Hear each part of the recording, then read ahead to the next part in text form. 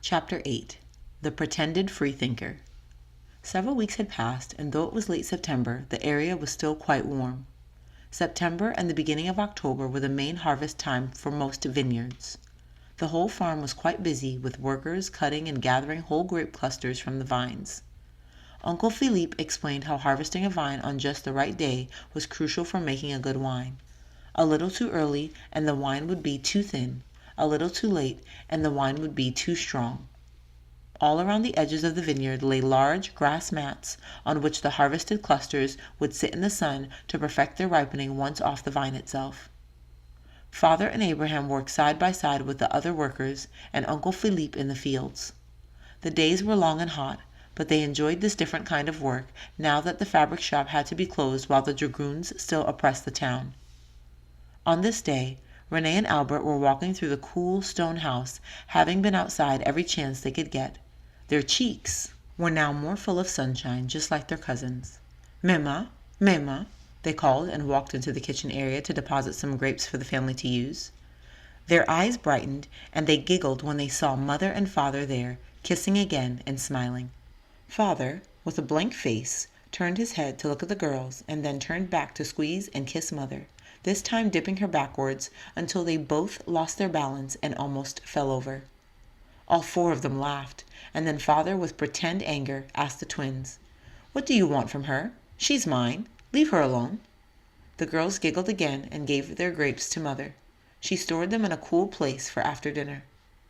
A while later, Abraham came in from the fields for a moment's rest. Mother had finished Mary's Latin lesson for that day, but after Mother left, a few more questions came to Mary's mind. Abraham was also very good at Latin and had several years more practice. He sat with Mary for quite a while, helping her with her questions and giving her hints. He was very patient. It reminded him that he hoped to start college within the year. Mother returned to the kitchen with Guillaume and let him play with some big kitchen utensils while she started making the evening's bread. Soon Aunt Catherine joined her, and they both moved smoothly throughout the kitchen, preparing the evening meal. Guillaume kept getting in the way, and Mother had to smack his hands several times. Once he reached up on the counter and nearly pulled a sack of flour onto his head. Mother took him aside and scolded him sternly, smacking his hand again and threatening greater punishment next time. The twins and the three younger cousins came in from outside and plopped down in the eating area. They just sat, watched the mothers cooking, and talked among themselves. While Mother and Aunt Catherine were carrying something heavy off a table, Guillaume made his move again. He just had to touch that fabric bag bulging with brown stuff. It seemed to sit there, calling for him. He walked over slowly, stood on the tips of his toes, and stretched for the flour. Before any of the girls or Mother could react to what he was doing, the bag tipped over. Flour poured onto his head and down through his robe. He was so shocked he didn't move, so the flour just kept falling, making puffy brown clouds all around him. He desperately waved his arms in the air to somehow make it all stop. In an instant, Mother tipped the bag back and stared at the pathetic child in anger. Flour was caked all around his wide eyes and up his nose. He had little mounds of flour piled on his outstretched palms and the top of his head. He coughed some flour out of his mouth. He hung his head down. The girls sat in disbelief. Aunt Catherine had to turn away to keep from laughing. Mother tightened her lips, too, to keep from smiling. "Your sin will find you out, little man," Mother rebuked. Guillaume knew he was in big trouble, and so he started to cry. Mother, carrying a smooth wooden stirring spoon, carefully marched him outside to dust off the flour and help him never forget his disobedience.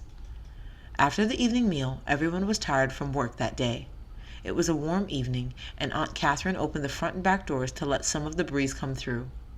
While they cleaned up, they heard a soft knock at the side of the front doorway. "Good evening," said the quiet voice.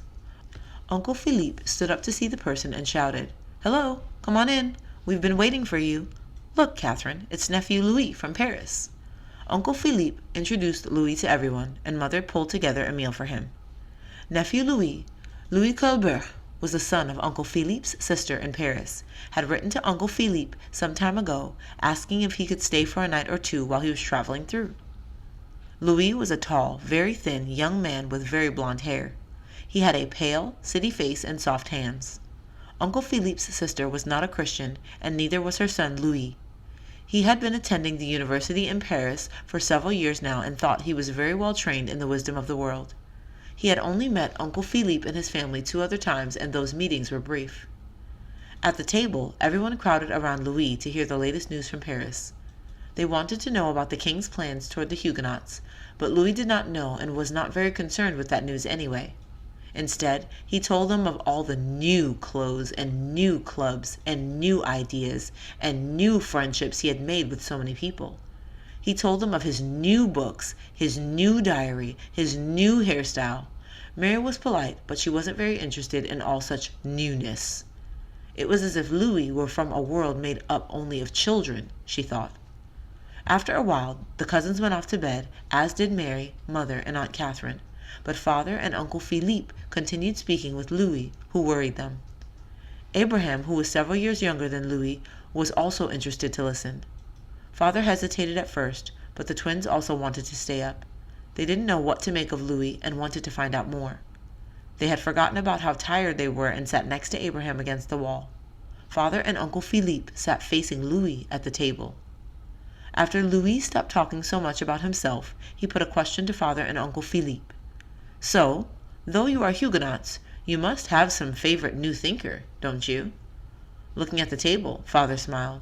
I must confess, I have never been impressed with the thinking coming out of Paris. Christ is my Lord. As the scriptures say, has not God made foolish the wisdom of the world? They are all idolaters, making up their own gods after their imaginations. Oh, no, no, no, no, no, chuckled Louis. You must not have read the latest. My favorite is a thinker named La Rochefoucauld. Have you read him?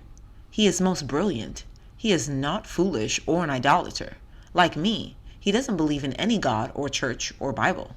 He writes brilliant sayings such as, we are never so happy or so unhappy as we think, and we only condemn vice and praise virtue from a selfish motive, and the mind is always the dupe of the heart. Why? Asked Uncle Philippe. Do you think that is not idolatry? Simply, said Louis, leaning back and resting his hands behind his head, because we have no idols. I am a freethinker, a person free from God and church. That's rather naive, observed Uncle Philippe. Surely you know that you don't need statues to be an idolater. The scriptures declare that men set up idols in their hearts. To me, it sounds as if you have merely substituted a false god in place of the true God. What nonsense, sighed Louis. I honor no God. I am free. Somewhat stunned, this comment made Albert think of her catechism that taught, we clearly see that nothing worse can happen to a man than not to live to God. Father sat up. Louis, you have merely set yourself up as God. That is the most common form of idolatry. Ah, I see, smiled Louis. Okay, in that sense, I am my own God, making my own commandments for myself. He waved a hand in the air like a king and laughed nervously. Renee sat wide-eyed, not believing that someone would say such a thing. Abraham wanted to get in on the conversation. But, said Father, if you act as your own God, isn't that the worst kind of slavery? You are not a freethinker at all. Why, asked Louis, would you think I am a slave for making my own commandments? Well, said Father, even your own La Rochefoucauld has written, fools and simpletons judge things in terms of themselves. Father said, raising his eyebrows, smiling. You know Rochefoucauld? Asked Louis. As I said, I wasn't impressed, said Father, but I have read him. But what do you think? Is he right? If it's true, then aren't you being foolish in setting yourself up as God? And what's more, you yourself told us that. The mind is always the dupe of the heart.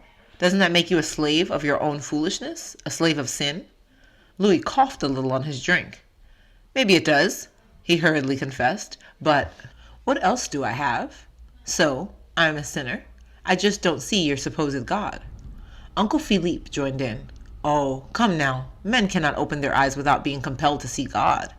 He has engraved unmistakable marks of his glory, so clear that no one has excuse for their disobedience. I think you are wrong. I cannot see God, said Louis. But my dear nephew, you act as if God is your judge and creator. You trust that seasons come and go. You confess your own failings when compared to his holiness. You fear death. You use the mind he has given you. You substitute your own superstitions for him. And, added Father, Since your actions show your reliance upon your Creator, you know that you are His handiwork and so are owned by Him by right of creation. Therefore, shouldn't you give thanks to God for whatever you have or do? And if you don't, doesn't it follow that your life is wickedly corrupt unless you honor His name and trust in Him? Louis sat for a long moment, looking into his glass. The girls stirred, waiting for him to speak. Visibly bothered, Louis answered quickly, "I am traveling about trying to find the answers to such questions, but—" and he stopped. Calmly, Uncle Philippe put his hand on Louis's shoulder. "My nephew, the wisest man tried life without God, and he concluded that, 'I have seen all the works which have been done under the sun, and behold, all is vanity and striving after the wind.' He learned that the beginning of wisdom and the fruit of life is to fear God and keep His commandments." They all sat quietly for a while, thinking. "I think I had better turn in for the night," said Louis. "Yes, we all should." Uncle Philippe smiled at the twins, who were still bright-eyed. That night in bed, Albert and Renee still couldn't sleep. They kept thinking about the discussion at the table. They didn't understand all of it, but they knew that God was good to them and thought it was horrible that someone would think he could be God for himself. That was just foolish.